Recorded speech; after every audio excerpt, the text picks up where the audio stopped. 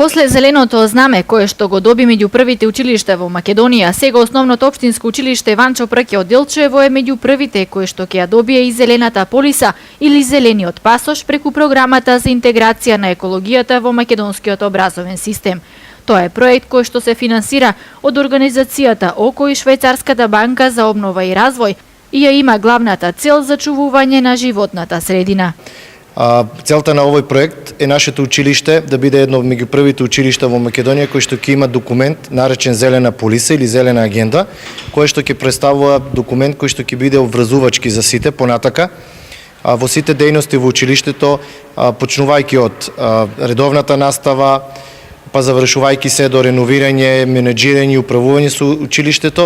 Овој документ или ова зелена полиса е базирана врз основа на сите постоечки закони кои што произлегуваат од нашето законодавство или од европското законодавство во сите теми кои што ги опфаќа оваа зелена полиса, односно деветте теми кои што ги опфаќа оваа зелена полиса. Сите дејности кои што ги предвидува зелената полиса имаат за цел намалување на отпадот, намалување на штетните гасови, како и намалување на употребата на вода во училиштето, што има една заедничка цел, односно заштита на животната средина. Од оваа програма добивката за основното општинско училиште Ванчо Прке ќе биде трите документи со кои што училиштето ќе ги подобрува условите преку енергетската ефикасност. Со грантот добиен од ОХО како училиште ќе изработиме, односно веќе се изработени три суштински документи. Тоа е проект за замена на светилките со енергетски штедливи светилки, проект за замена на парните котли со енергетски ефикасни котли и проект за замена на фасадата. Сите тие се изработени со цел да се подобрат условите за учење во општинското основно училиште Ванчо Прке во Делчево.